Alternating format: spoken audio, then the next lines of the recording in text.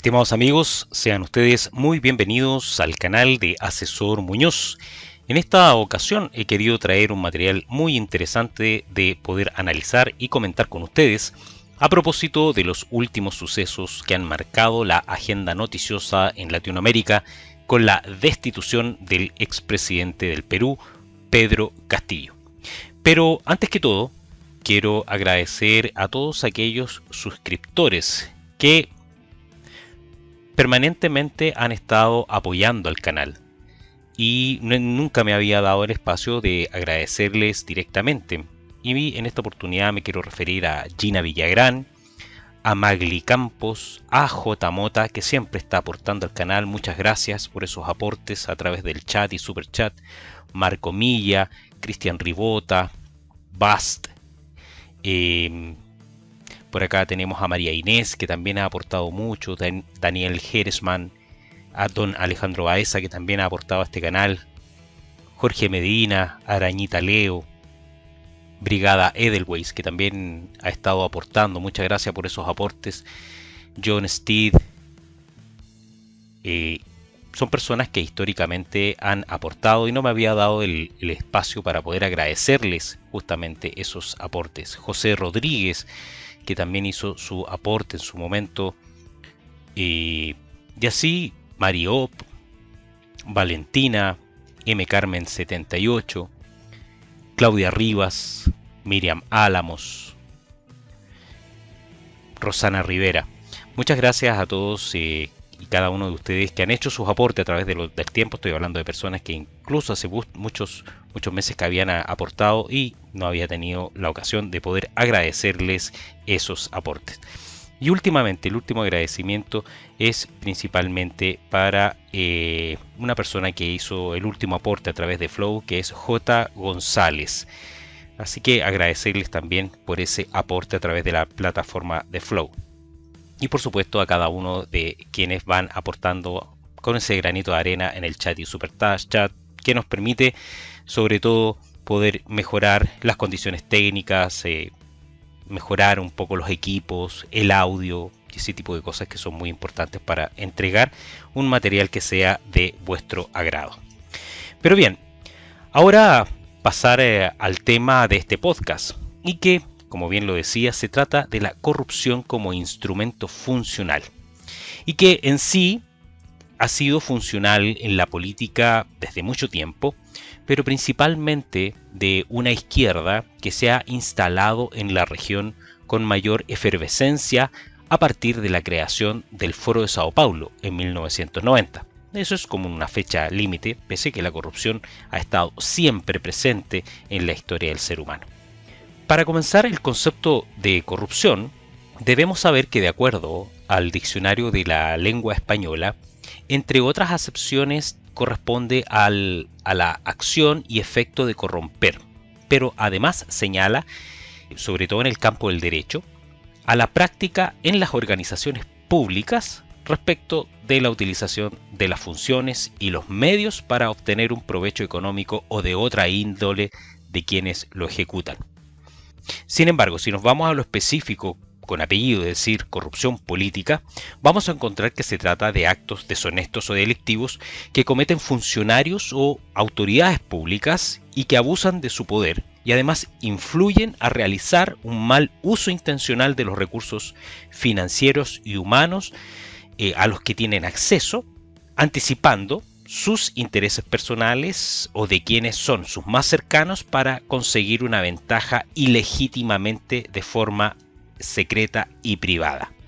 Por ahí hay una definición que aporta José Hernández Gómez de la Escuela de Inteligencia y Contrainteligencia de Colombia y señala que la corrupción es toda violación o acto desviado de cualquier naturaleza con fines económicos o no, ocasionada por la acción u omisión de los deberes institucionales de quien debía procurar la realización de los fines de la administración pública y que en su lugar los impide, retarda o dificulta. Todos quienes escuchan este podcast quizás tienen una idea de lo que puede significar la corrupción. muchas veces está en directa relación con el pago de sobornos para obtener determinados beneficios, agilizar un procedimiento o derechamente intervenir en una decisión. Pero la corrupción a la que estamos haciendo mención es precisamente aquella que está pasando por nuestros ojos y no estamos siendo capaces de advertir, ni menos ponerla en evidencia para denunciarla. Hasta hace poco teníamos el caso de Cristina Kirchner en Argentina, expresidenta de la República de esa nación, culpable de corrupción y además inhabilitada de por vida para ejercer cargos públicos. En Brasil tenemos el caso de Ignacio Lula da Silva, recientemente presidente electo de Brasil, pero que tiene a su haber una larga condena por corrupción y vínculos con el crimen organizado. En una de las acciones, Lula es acusado de recibir sobornos del contratista Odebrecht a través de la compra de un terreno que se utilizaría para la construcción del Instituto de Sao Paulo por un monto cercano a $2 millones aproximadamente. La otra denuncia afirma que el mismo contratista habría hecho 4 donaciones, más o menos de $170.000 aproximadamente cada una, al Instituto Lula entre el año 2013 y 2014 para presuntamente pagar sobornos por contratos fraudulentos de Petrobras. En Perú, como bien lo dijimos al principio, tenemos recientemente la destitución del expresidente Pedro Castillo, imputado por hechos de corrupción y que hoy lo mantienen detenido en ese país, luego de haber intentado disolver el Congreso peruano, violando con ello la constitución de esa nación. En Cuba tenemos el caso de Miguel Díaz-Canel, uno de los herederos de las dictaduras de los Castros, quien habría estado cobrando a una empresa extranjera por consultorías en hacer negocios en Cuba, cuando era primer secretario del Partido Comunista en las provincias cubanas. La consultoría, si bien es cierto, no es un delito, pero que lo haga un funcionario de gobierno es un delito que en Cuba está tipificado como tráfico de influencia, corrupción y abuso de poder. Por otra parte, en el sitio web La Voz de América se publicó un informe de Transparencia Internacional que reveló que Venezuela, Nicaragua y Haití están entre los países más corruptos del continente. El estudio, realizado por la organización sin ánimo de lucro con sede en Berlín y enfocada en el combate contra la corrupción, concluyó que a nivel regional la lucha contra la corrupción en los países de Latinoamérica se ha estancado en los últimos 3 años. El reporte evalúa a 180 naciones del mundo por los niveles percibidos de corrupción en el sector público. En este sentido, Transparencia Internacional admite que el deterioro de las calidades institucionales y el aumento de la corrupción obviamente afectan la capacidad de los países de dar respuesta a las necesidades de la población. Por otra parte, Venezuela es el país con peor puntuación en la región y está entre las naciones con mayor corrupción percibida en el sector público del mundo, solo superada por Somalia, Siria y Sudán del Sur. En Nicaragua, donde el presidente Daniel Ortega se consagró en 2022 en su 4º mandato en unas elecciones cuestionadas por la comunidad internacional, se colocó entre los 20 países de más corrupción percibidas en el mundo. Transparencia Internacional calificó al gobierno de Ortega como la tercera dictadura de la región, asegurando que no cuenta con la transparencia y el contrapeso al poder ejecutivo necesarios para combatir la corrupción. El dinero que se pierde en corrupción y que va a los bolsillos particulares es el dinero que falta posteriormente en educación, en salud, en infraestructura, en condiciones sanitarias adecuadas, y esto obviamente afecta a la población. Ahora bien, ¿qué pasa en nuestro país, en Chile? Los actos de corrupción que han quedado al descubierto en los distintos gobiernos no se han quedado atrás. Son varios los actos de corrupción que han salido retratados en la prensa, que vincularon a Michelle Bachelet en su primer y segundo periodo, lo mismo para Sebastián Piñera, que terminó negociando una supuesta nueva constitución y entregando el país a una izquierda radical manejada por el Partido Comunista y el Frente Amplio, que solo pretendían refundar los pilares republicanos de Chile, a petición y bajo los lineamientos del Foro de Sao Paulo y principalmente de la Organización de las Naciones Unidas para la implementación de su famosa Agenda 2030. Como dato al margen, en esta misma línea, podemos citar, por ejemplo, al alcalde de Recoleta, Daniel Jadue, quien ha sido cuestionado por casos de corrupción en su propia comuna, por el llamado caso Luminarias y las famosas farmacias populares. Y dicho sea de paso, es un ferviente seguidor y alabador del dictador Nicolás Maduro. Pero también debemos saber que han existido actos de corrupción que también han enlodado a las instituciones fundamentales del Estado, instituciones de las Fuerzas Armadas y también de las policías, con personas que han abusado de sus cargos para obtener beneficios propios. Lo mismo que en sectores vinculados a la derecha o a partidos políticos de la derecha que también se han visto relacionados a casos de corrupción en los que han tenido solamente incluso cursos de ética como castigo.